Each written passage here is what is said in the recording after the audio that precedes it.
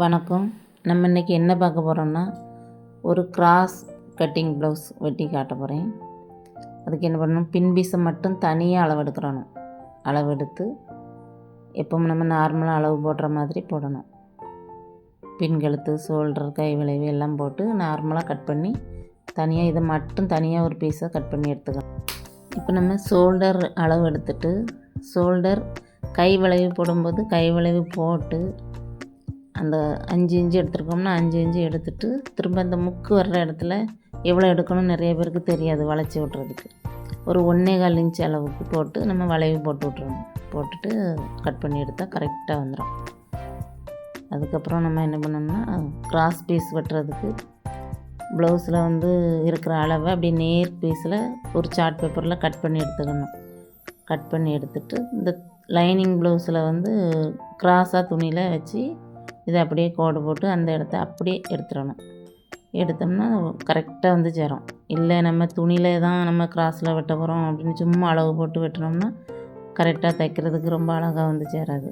இப்படியே வெட்டி தைச்சி பாருங்கள், ரொம்ப அழகாக ஃபினிஷிங்காக நல்லாயிருக்கும். சார்ட் பேப்பர் வெட்டி அளவு எடுத்து வைக்கணும். இல்லைன்னா நம்மளுக்கு ஒரு நல்ல அட்டை ஏதாவது திக்காக கிடச்சிதுன்னா அப்படியே வெட்டி தூரம் எடுத்துடணும். எடுத்து இப்போ நம்ம இந்த கிராஸ் பீஸை கட் பண்ணி எடுத்துகிட்டு திரும்ப மிச்சம் இருக்கிற துணியில் கழுத்துக்கு துணி போட்டு தைக்கிறதா இருந்தால் கிராஸ் ஆட்டு வரக்கூடிய துணியில் வெட்டி எடுக்கணும்.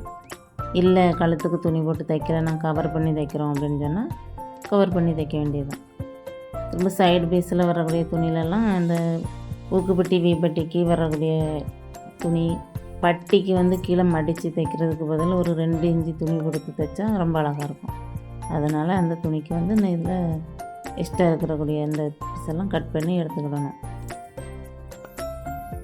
எக்ஸ்ட்ரா இருக்க பீஸை கிராஸ் இது கழுத்துக்கு போடுறதுக்கு கட் பண்ணி எடுத்தாச்சு. இந்த பீஸ் பின்னாடி பட்டிக்கு போடுறதுக்கு கட் பண்ணி எடுத்துக்கிடுவேன்.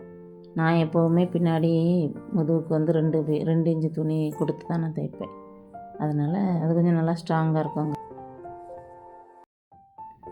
இப்போ கைக்கு இந்த துணியை மடித்து போட்டு கையை நான் ஃபஸ்ட்டு குடஞ்சிலாம் வெட்ட மாட்டேன். ஓரளவு வெட்டி வச்சுட்டு லைனிங்கும் ப்ளவுஸையும் சேர்த்து வெட்டும்போது தான் வெட்டுறது. அப்படி வெட்டினா ரொம்ப நம்மளுக்கு அழகாக கிடைக்கும்.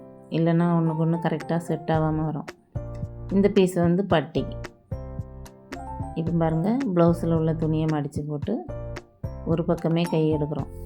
இப்போ 2 பக்கமாக எடுக்கிறதுக்கு துணி இருக்குன்னு சொன்னால் அப்படி எடுக்கலாம். இல்லைன்னா ஒரு பக்கமே எடுத்துகிட்டு எக்ஸ்ட்ரா துணி காணாமல் இருந்ததுன்னா கொஞ்சம் ஒட்டு போட வேண்டியது வரும்.